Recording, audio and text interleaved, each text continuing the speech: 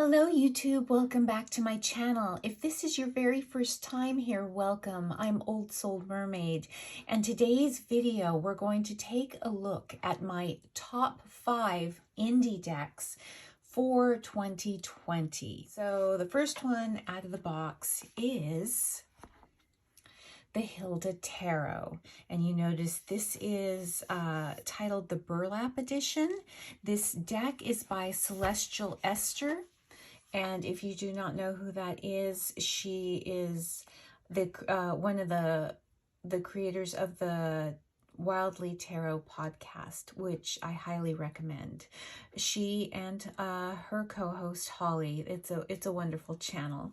But she curated this deck, and it's by art created by Dwayne Briers. I believe she's a bumbling 50s icon, pinup icon character. And this deck is super, super sweet. Now, this deck is on my list because it came out in the summer of 2020. And these are the backs. And I'm going to get down just a little bit. This is a nice linen cardstock. So it came out in 2020. I believe it was about June, roughly July. And as you can see, we were a few months into, what was 2020. And right at the point when you're kind of feeling uncertain and frustrated, and, just anxiety-ridden, this deck came to me. And it was exactly what I needed at that point in 2020. You just look at her and, if you're having a bad day, you need to do a reading. You just can't take everything so seriously. I mean, look at Hilda. Everything doesn't quite go 100% right for her, but she still continues to keep this sunny disposition. Everything is okay. I love the fact that you look at her. She's got a normal body. I would say that's reminiscent for most American women right now. And she's letting it all hang out. She's not staying covered up because she doesn't want to show her bits and bobs, though we should always, in good taste. But she's on the beach, and look at this. Do you see how that's made out of it says flower here? Well, it's because back in the 30s, 40s, and 50s, and especially the 30s and 40s, women used flour sacks. Flour sacks were made of a cottony, musliny material, and women used repurposed the flour sacks and made bits of clothing out of it. And the fact that this is made out of a flour sack is, I just love. And look, oh no, I ordered a size too small, or 5 sizes too small. So, and look at the joy on her face. Look at this high priestess. And she's reading Plumbing Can Be Fun. This deck just has humor. Look, she's peeling onions. 3 of Swords. It just made me laugh. Now, don't equate lightheartedness for just lighthearted readings. It gives you what you need to know, but because of the imagery, it just sits that things aren't as bleak as they might seem. Or maybe they are, but you're going to come out of it. And it's tranquil, it's fun, it's joyful, and it's got this nice linen cardstock. And it, really easy to shuffle, and it is just a favorite. Now, I will say that I believe Celestial Esther is planning on another printing of this. I've been on her Instagram trying to find out. Also, I think she's planning on a Hilda Lenormand, so I would follow her at Celestial Esther on Instagram if you are interested in getting a version of this deck. I thought that I saw pictures of the backs changing. It's going to be another edition. I don't know what it's going to be titled. I thought I saw blue backs. Maybe that was for the Lenormand deck. I'm not sure, but this is a favorite. The Hilda Tarot by Celestial Esther. And if you can get it, if it's available again, I would highly recommend.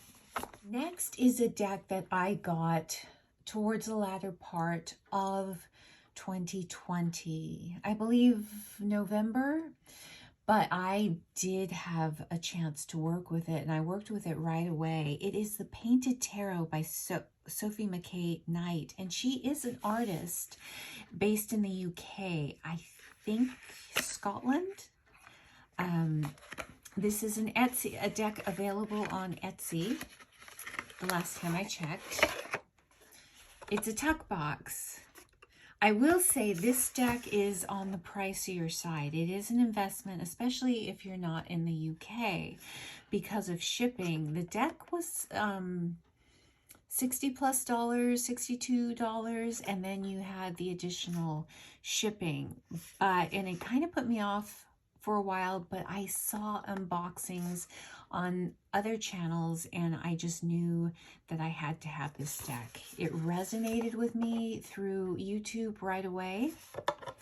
And there's the artist's contact information, but she does have a Etsy shop where you can get this deck. There is no guidebook included, just a little pull out about the tarot, just going over the major arcana, the minor arcana. She did use models, dancers, and people she knew for this deck, which I thought was really cool. And the other thing that I really love about this deck are the backs. Look at those glorious backs. This is her artist studio floor when she was painting the images. And she does have a background in tarot, but I think primarily she is, you know, an artist. This cardstock is described as, is it 350, 360 Xanta plain cardboard stock? I don't have the texture tarot, but from what I've heard described, if you have that deck, I think that's what this is too. It's not traditional tarot cardstock that you see all the time. It's heavier duty. It's like maybe what you'd feel if you put contact paper on the back of a,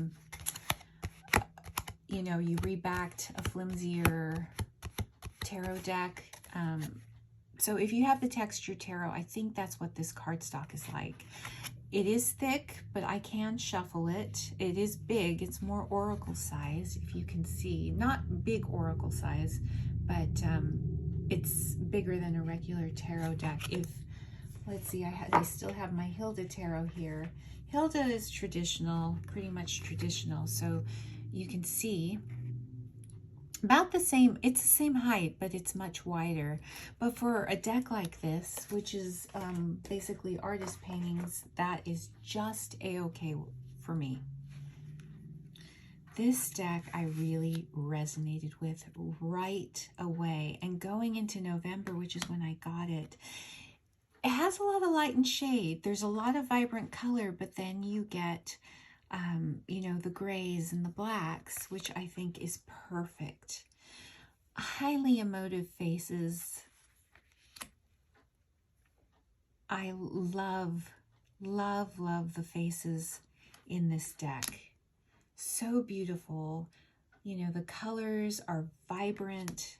The expressions on the faces are vibrant. I do like this up close and personal vantage point in decks, like the Touchstone Tarot, which is classic art. Even in a classic deck, like the Morgan Greer, it has a lot of the symbolism or symbology taken out of it, and it's stripped down. So I'd say that, you know, once you're familiar with an RWS deck, if that's the system of choice, you know, even if you're fairly new, you can get what you need out of this deck fairly easily. But then again, it's not all laid out for you, so you can work on your intuition as well. And you see the Three of Wands. I read recently for someone with this deck, and she resonated right away with this Empress card. It is so beautiful. So beautiful.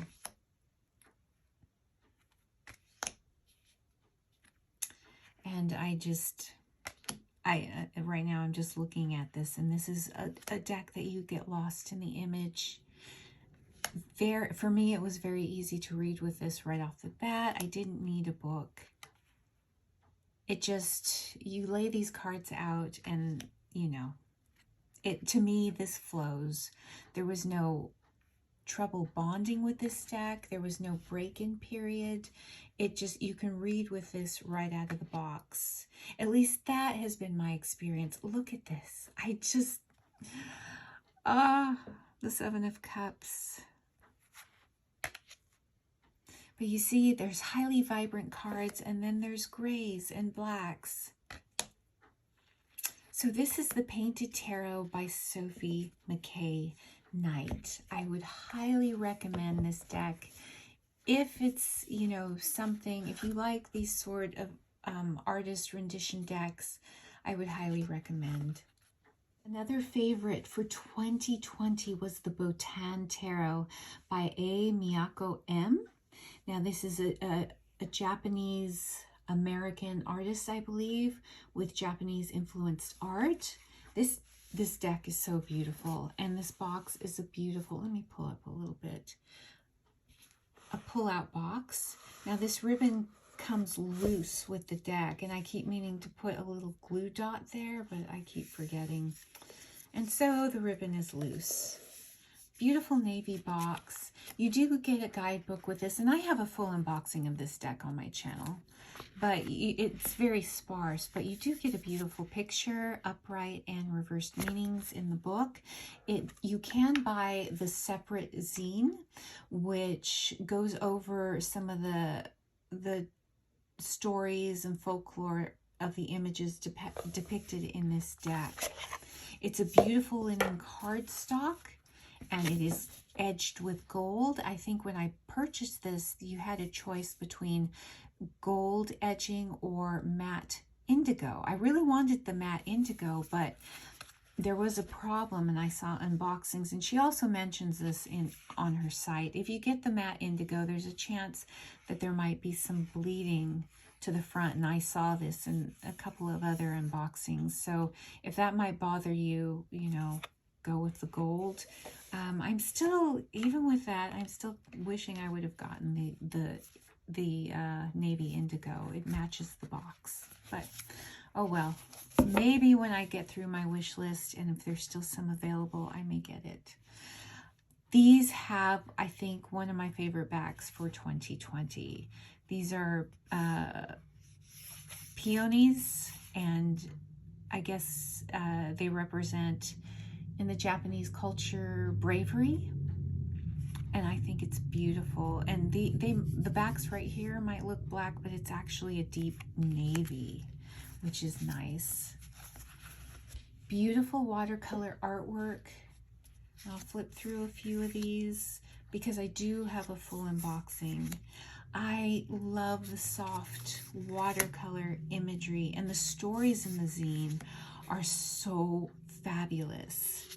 Now, as far as Asian influence decks, I just have this one. I've got the Morning Calm Oracle by C.O. Keller, which, you know, I got both these decks to work together. And the Morning Calm Oracle is more Korean, is Korean influenced, and this is Japanese, but they work well together. It is beautiful. Now, you get some cards up close and personal, not the traditional symbolism in some of the cards as you would in the RWS. So there's a lot of room to play with this. I wouldn't say this is a great beginner deck. If this is your first deck and you're learning tarot, you know, I probably say this isn't the deck for you. You know, work with some more traditional decks and then go for something like this, but you do you. I know I probably couldn't have worked with a deck like this right off the bat, but that's just me. Look at the 6 of coins. Beautiful deck, works beautifully with the Morning Calm Oracle, and this is, as you can see, I can't say enough about this deck. A wonderful deck. I found that it read very easily for me. I was able to read with it right away, but I did read the zine first, so that may have something to do with it. And I resonated with many of the stories, and it made reading with this so much easier. I may have had to work a little harder had I not sprung for the zine, which I think is $15 extra separately, but it is well worth it, as you can see. And that is the Botan Tarot by A. Miyako M. This is the Lua Tarot by Marie Bento of Divine Muses. She is the creator of the Antiquarian Tarot, the Antiquarian Lenormand, and the Divine Muses Oracle deck, and also the new Lua Lenormand as well, which I have. All right, you guys, this deck comes with a nice, chunky, very well-written guidebook. I love Marie Bento's writing. If you have her decks, you know that her writing is top-notch. The books that go with her Antiquarian Tarot and her Divine Muses Oracle, it's top-notch. A lot of good information in this little book. Beautiful cardstock, beautiful backs. This is art from 19th century etchings and other artwork. It's a collage deck, and she's so good at her collage.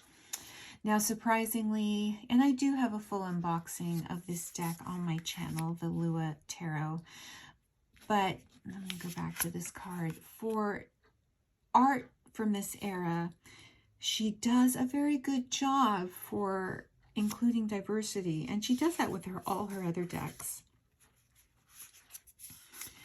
A good thing about this deck, it follows the RWS system, but, and again, see the wonderful diversity. Goes a little bit, as I said, it follows the RWS system. This one veers off a little bit, but for the most part, you could read this as a beginner. Look at that beautiful strength card. There is no nudity, no graphic blood and guts, no swords piercing through the back, and she did that intentionally because you can bring this deck out. It is so wonderfully versatile. You could read it for anybody, for any kind of reading. If you just had one deck, you know, I love the fencing here. Can't see if they're doing foil or epi fencing. My oldest son was a junior Olympic fencer, so I really appreciate this. Queen of Cups. Look at this. Just, it's beautiful. You can use this for all your readings. If you just had this deck, this would fit the bill. It's as inclusive as it can be for this time period, artwork, these etchings. No nudity. So if you read for people, or even if yourself, if you're kind of squeamish, you don't like violence depicted. See, here's the Ten of Swords. You know, normally you'd have swords in his back or pointing to his back. There's none of that here, but you get the meaning, right? Absolutely. The Hanged One. And I can't say enough good about this deck. I know this isn't everybody's cup of tea. It's a black and white deck. Look at that King of Coins. Just majestic, earthy.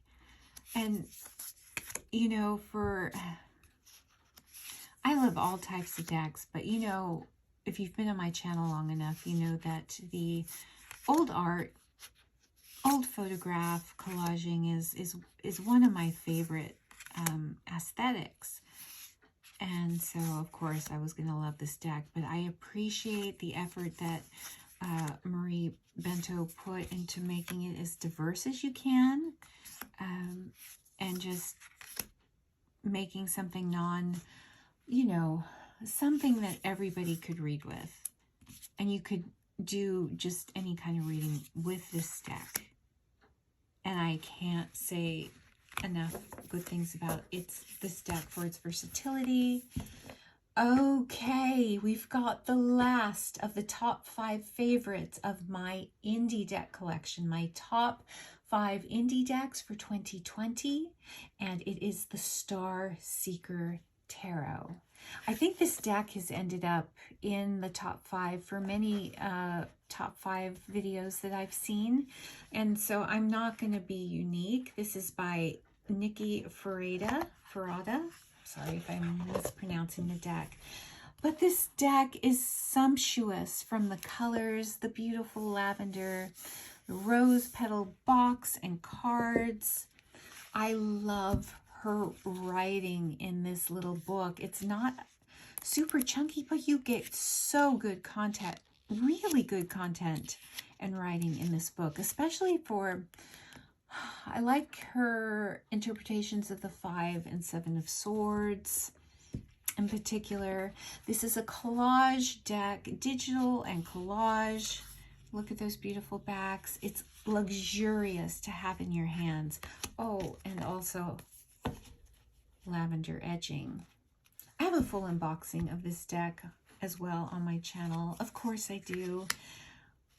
But the whimsical characters, the collaged characters in this deck, this right here is just everything I love about a deck.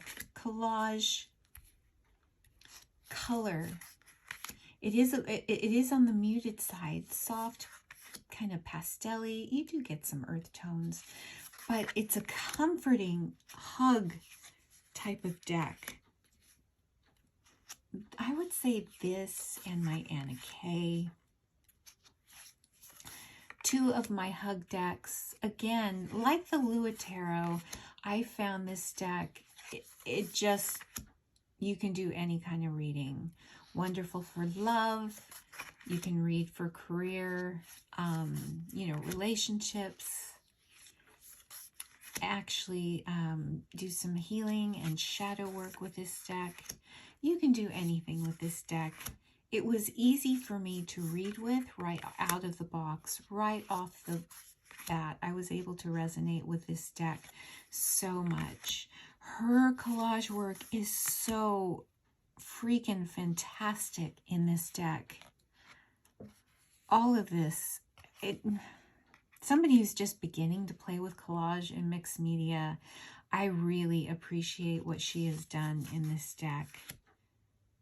These little figures, it's she does try to get some different skin tones in the deck, but they are whimsical figures done by collage. So I love this 2 of Cups. You know, they're filling each other's cups. This is a wonderful Hermit. Am I down close enough? I don't know if this deck is available. I know she's been doing printings and then it goes out and then printings again. This is a deck I would like to get a second copy of, because I know I love this deck card. I never want to be without this deck.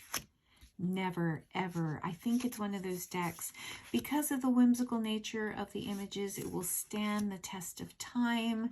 To me, it's already a classic. it won't become really dated, I don't think. I love this World card. So that is the Starseeker Tarot. None of these decks were placed in, you know, 1, 2, 3, 4, you know, what is my top favorite, because I love all of these decks equally. I used them. I found that they were quite easy for me to work with. There was no break-in period for bonding with the deck. They just, you know, excuse me, right out of the package were so easy for me to read with. This, if I had gotten it 2 months ago, 3 months ago, it would have been in this list. And one of these other decks would have probably been edged out. I don't know. Or probably another deck would have moved into the honorable mention category. The reason this deck just came out, I've had it for a couple of weeks, the Modern Love Tarot by Ethany, exploring the many facets of love. I have a full unboxing of this deck. Wonderful chunky monkey book with, you know, you get the full color picture, you get a general love meaning, a reading if you're single and loving it, ready for dating, and if the meaning of the card if you're in a committed relationship, struggling relationship, if you're at the end of a relationship. It just has everything in here, but it's not only a love relationship deck. Production value, if you have any of Ethany's decks, you know what the production value of this deck is like, even if you don't have it already. It's etched in gold. It is just magical and beautiful. The artwork, the artist is Sally Morningstar, and the two of them together just created a little piece of magic. This deck, look at the beautiful backs, does for me what the Light Seers Tarot did, you know, before, when that came out. And what it still does for me, it gives you all the feels.